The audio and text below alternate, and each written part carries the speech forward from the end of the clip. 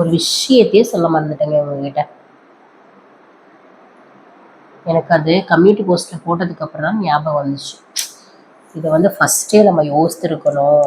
ஏன்டா இப்படி பண்ணிட்டோமேன்னு எனக்கு யோசனையா இருக்குது இப்போ. அப்புறம் தாங்க ஒரு ஞாபகம் வந்துச்சு. என்ன தெரியுங்களா? வாரத்துல 7 நாளும் ஒர்க் அவுட் பண்ணா நம்ம பாடிக்கு எப்பதான் ரெஸ்ட் குடுக்கறது? ஏற்கனவே நம்ம வெயிட் லாஸ் சேலஞ்சுன்னு ஸ்டார்ட் பண்ணிட்டோம். இது லைஃப் டைமா போக போகுது. அப்போ ஒரு நாளாவது நம்ம பாடிக்கு ரெஸ்ட் குடுக்கணும் இல்லையா? இப்ப நம்ம வீட்லயும் ஒரு மிஷின் இருக்குன்னு வச்சுக்கோங்களேன். அந்த மிஷின வந்து நம்ம யூஸ் பண்ணிட்டே இருக்கும்போது என்ன ஆகும்? ஓவர் ஹீட் ஆகி வேலை செய்யாம போகும். அதே மாரி நம்ம பாடிக்கு ப்ராப்பரான ரெஸ்ட் குடுக்கல அப்படின்னா, அடுத்த நாள் நம்மளால ஒர்க் அவுட் பண்ண முடியாது. ரொம்ப டயர்ட் ஆயிரும். அப்புறம் தான் நான் யோசிச்சேன், அச்சச்சோ! நம்ம வந்து லைவ் பத்தி கேட்டிருக்க கூடாது. நம்ம வந்து பாடிக்கு வந்து ஒரு நாள் கண்டிப்பா நம்ம நம்ம ஃப்ரெண்ட்ஸ் எல்லாத்துக்குமே ரெக்கவரி குடுத்துருக்கணும். கண்டிப்பா நம்ம வந்து ரெஸ்ட் குடுத்துருக்கணும் அப்படின்னு தான் யோசித்தேன். அதனால தான் இந்த அப்டேட்ட இப்ப நான் உங்களுக்கு சொல்றேன். இந்த வீடியோ கண்டிப்பா உங்களுக்கு வந்து 5:30க்கு அப்லோட் ஆயிருக்கும். நான் வந்து 6:30க்கு தான் லைவ் போடலான்னு சொல்லி யோசிச்சிருந்தேன். அதனால இப்போ வந்து லைவ் கிடையாது. அதுக்கு பதிலா நீங்க என்ன பண்றீங்கன்னு பார்த்தீங்கன்னா, ஹெல்த்தியான ஃபுட்டு நம்ம ஃபேமிலியோட சேர்த்து சாப்பிடுங்க. வெயிட் லாஸ்ல இருக்கும்போது போர்ஷன் கண்ட்ரோல்ல இருந்தாவே போதும். இப்போ ஆல்ரெடி நம்ம வீடியோல சொன்ன மாதிரி ம் அ சாப்பிட வேண்டியத வந்து கரெக்ட்டா புரோட்டீன், ஃபைபர், அதுக்கப்புறம் கார்ப்ஸ், ஃபேட் அப்படின்னு மாதிரி ஈக்குவலா நம்ம வந்து சாப்பிடும்போது, பேலன்ஸ்டா சாப்பிடும்போது கண்டிப்பா வெயிட் லாஸ் நடக்கும். ஸோ இன்னைக்கு சண்டேன்றனால உங்க ஃபேமிலியோட நல்லா என்ஜாய் பண்ணுங்க. நல்லா ஹெல்த்தியா சாப்பிடுங்க. நல்லா தூங்குங்க. நல்ல தண்ணி குடிங்க.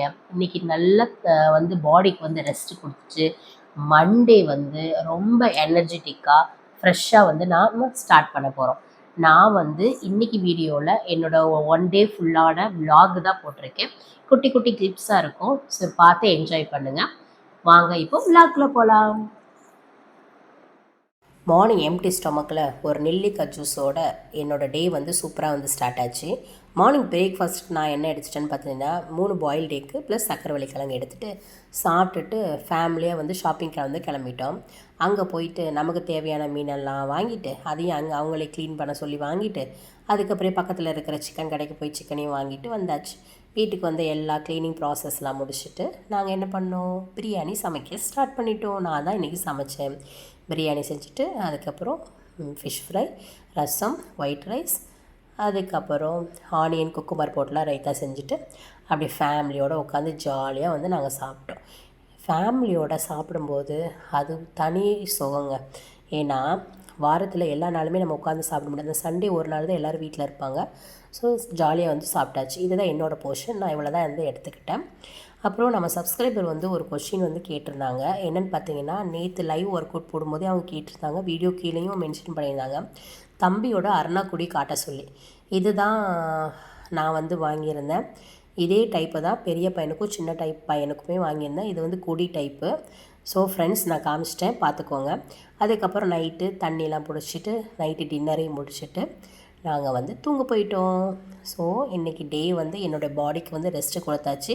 இதுதான் என்னோடய பீஸ்ஃபுல்லான விலாக். சரி, மண்டே எனர்ஜிட்டியோட நம்ம வந்து ஒர்க் அவுட்லாம் ஸ்டார்ட் பண்ணலாம். இந்த வீடியோ பிடிச்சிருந்தா மறக்காமல் சப்ஸ்கிரைப் பண்ணுங்கள், லைக் பண்ணுங்கள். Thank you, bye bye.